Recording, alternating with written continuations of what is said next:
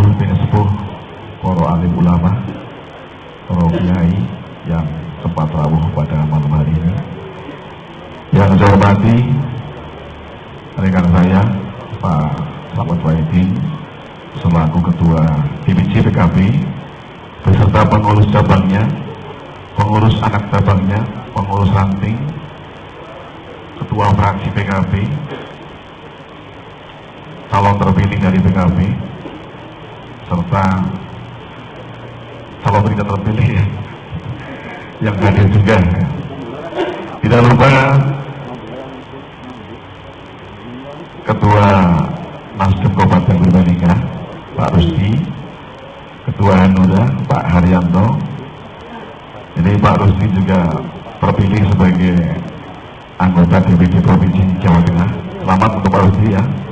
Kemudian Pak Haryanto, Ketua DPC Hanura juga terpilih sebagai anggota DPD Kabupaten Purbalingga.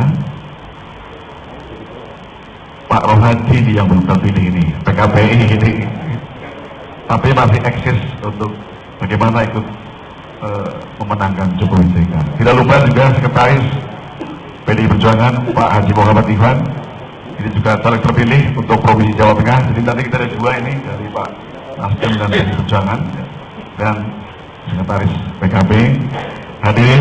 Hadirin yang insya Allah dimuliakan oleh Allah Subhanahu wa Ta'ala.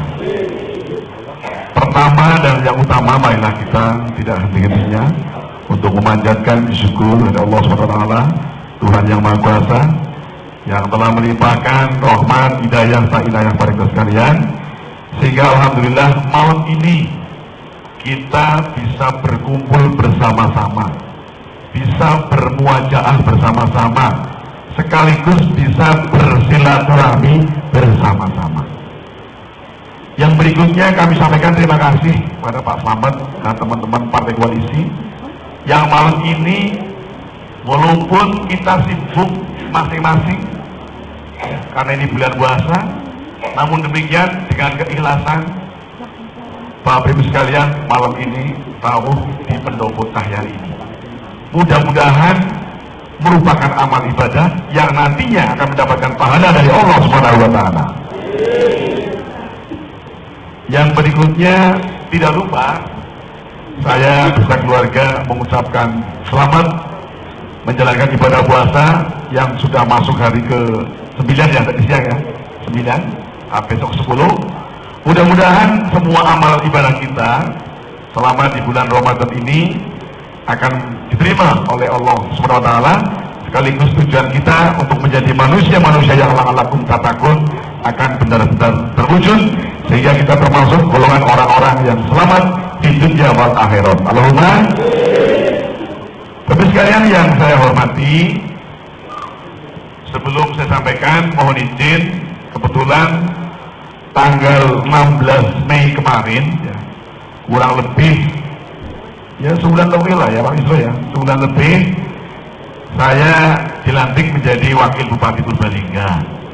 Ketika Pak Heru dulu tanggal 23 Agustus dilantik menjadi Wakil Gubernur, kemudian diikuti dengan Pak Kento tanggal 28 Desember dilantik menjadi Bupati Purbalingga, maka kemudian 5 bulan kemudian ada pengisian Wakil Bupati Purbalingga. Lah saya disuruh masuk, ya saya masuk lah.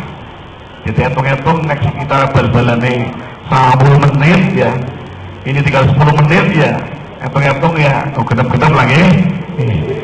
Oleh karena itu, ya, injury time lah ya, injury time gitu. Bisa menciptakan gol atau tidak lah, nanti tergantung permainan kita.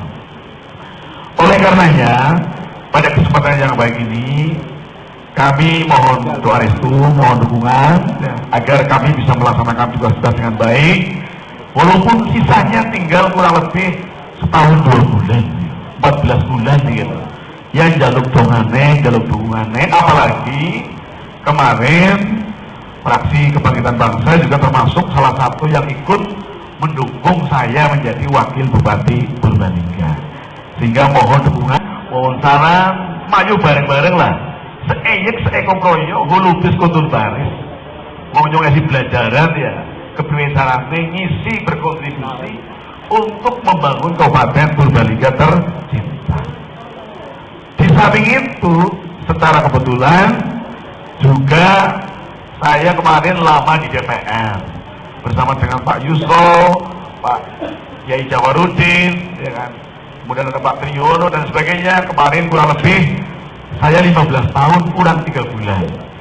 Karena saya masuk 99 ya, sebagai anggota, tahun 2004 saya terpilih sebagai ketua DPR, tahun 2009 terpilih lagi, dan kemarin kurang 3 bulan kon mundur tanggal 14 Mei. Jadi nyong tanggal 15 Mei nganggur sedina ya. Tanggal 14 Mei kon mundur, tanggal 15 Mei nang omah nganggur, tanggal 16 Mei Pak Gubernur melantik saya untuk mendampingi Bupati Purbalingga meneruskan sisa waktu sampai dengan tanggal 27 Juli 2015. Lumayan lah. Bila sama menikah, sekali lagi mohon doa restu, mohon kerjasamanya jika nanti kita bersama-sama membangun Kabupaten Purbalingga.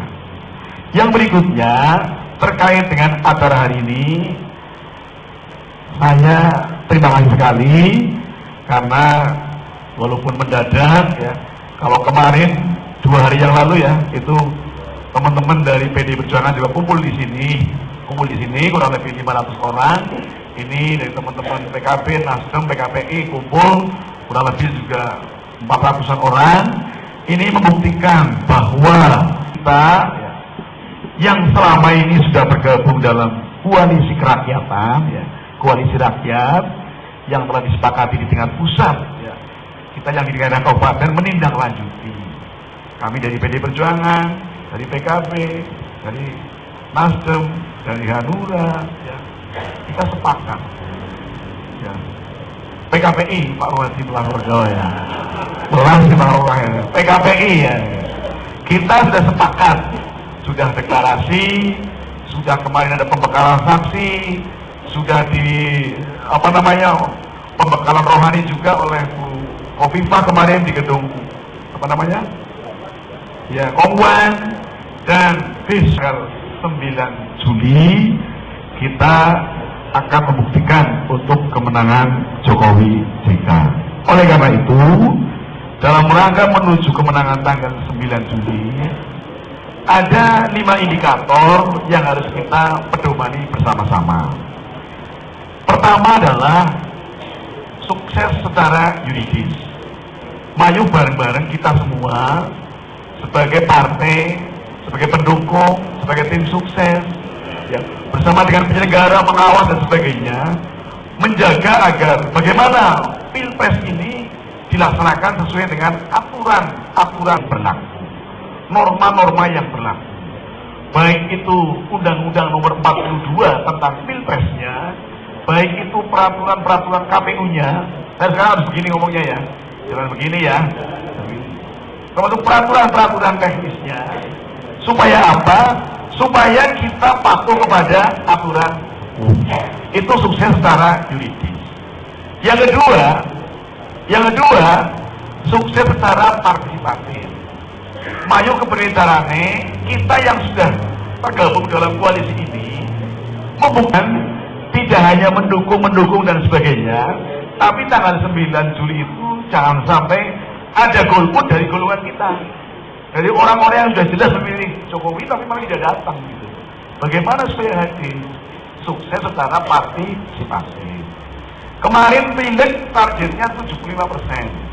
Ternyata yang hadir hanya 73%. Artinya setiap 100 orang yang hadir hanya 73. Terus sing 17 ya.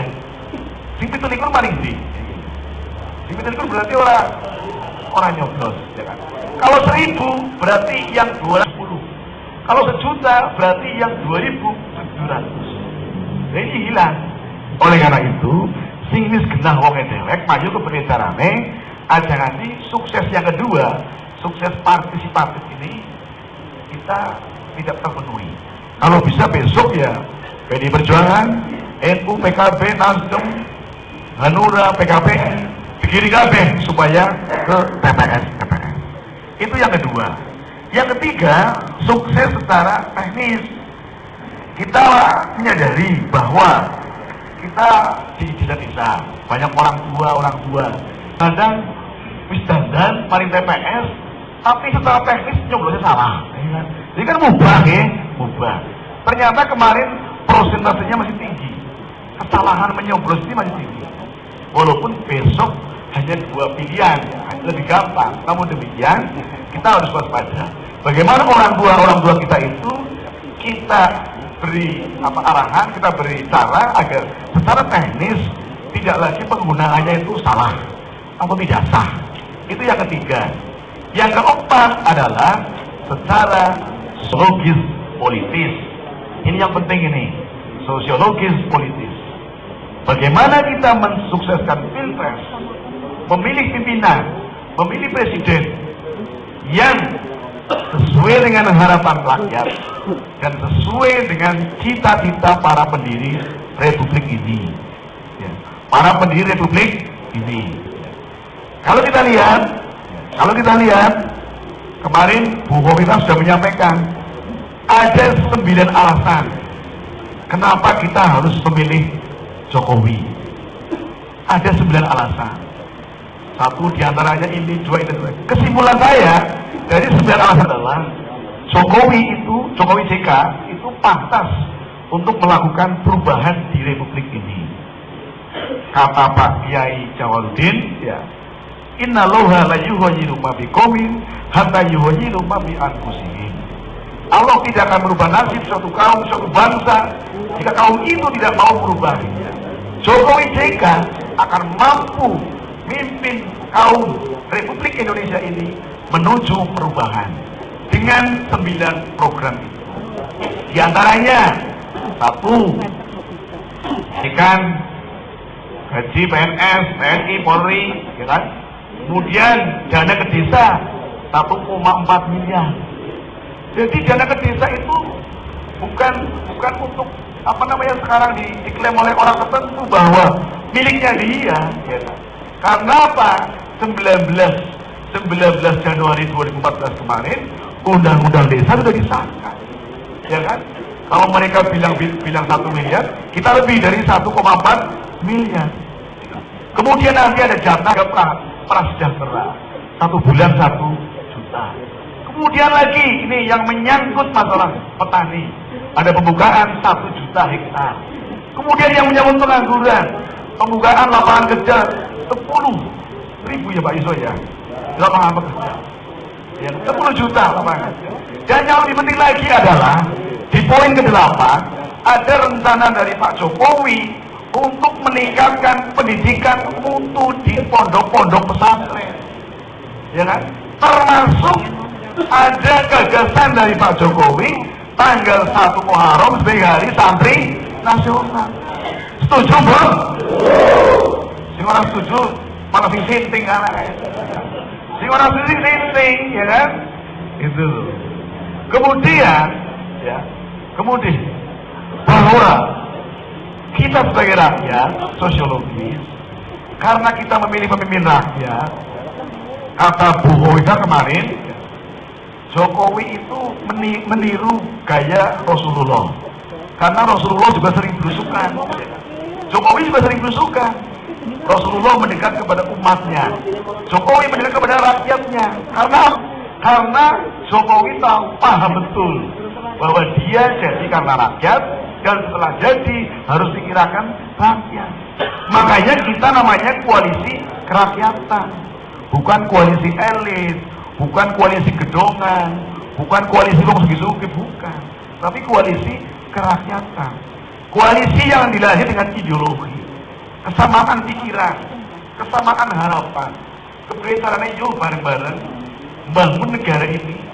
Harus jadi memikirkan kayak jadi menteri jadi menteri ini dan sebagainya, bukan koalisi pragmatis.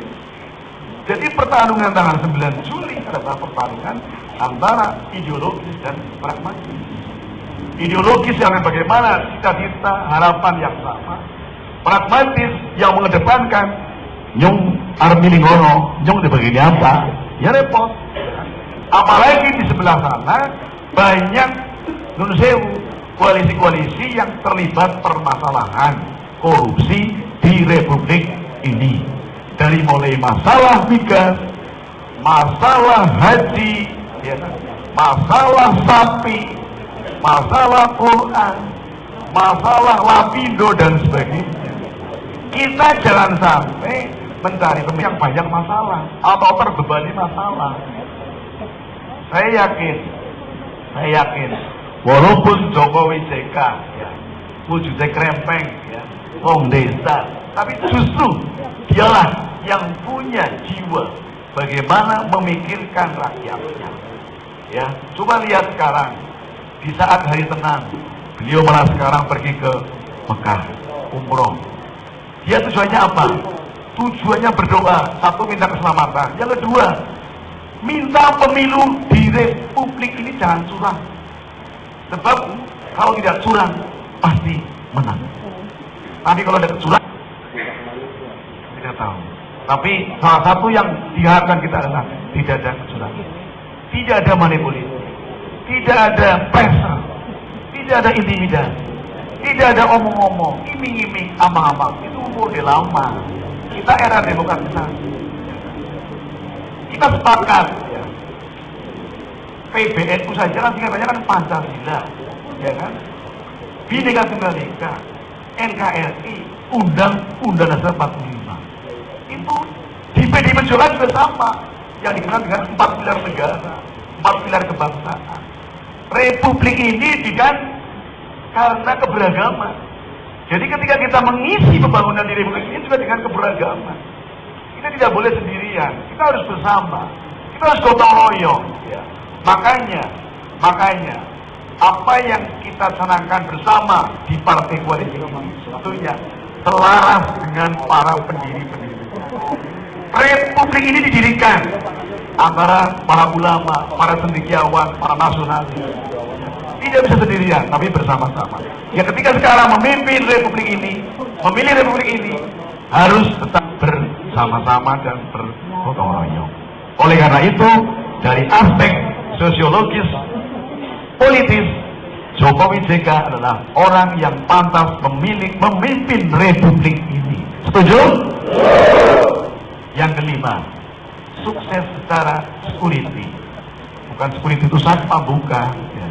Tapi bagaimana kita sebagai umat yang beragama cinta damai, sebelum, selama, sesudah, bagaimana kita bareng-bareng menjaga agar pilpres ini aman, pilpres ini kondusif, apalagi pilpres ini dilaksanakan pada bulan Ramadan. Jika kita harapkan kualitas pilpres ini lebih baik dibandingkan dengan pilpres terdahulu, dan tentunya dari 5 aspek tersebut. Itu saya kira yang dapat kami tegaskan pada malam hari ini. Yang berikutnya sebagai tambahan bahwa malam ini sebetulnya saya sepakat dengan Pak Slamet, silaturahmi santai saja, formal, ya. Ada diskusi, saling asah, saling asuh, asih dan sebagainya. Karena ini silaturahmi bebas, ya. Karena apa? Karena kita ingin membangun kekeluargaan, membangun ukhuwah Islamiyah, ukhuwah Basariyah, ukhuwah Watoniyah, dan ukhuwah Intimayah, karena kita sama-sama rakyat di Republik ini. Jadi tidak hanya jangka pendek, tidak hanya di ruang lingkup Purbalingga, tapi nasional, tapi dari jangka panjang 5 tahun, 10 tahun ke depan. Jangan sampai Republik ini kocar-kacir, dikorupsi sana, dikorupsi sini, ya akhirnya rakyatnya terbengkelai, ya di sana busuk lapar, di sana miskin, di sana sengsara dan sebagainya. Tapi sementara itu harta Republik ini terkuras, dinikmati oleh orang-orang atau segelintir orang saja. Kita harus hadir dengan koalisi kerakyatan ini. Kita sepakat malam ini ya, untuk meneguhkan bahwa 9 Juli ya pilih baik ya. 9 Juli ya, ini 9 ini kalau di NU ada 9 bintang gitu kan. 9 Juli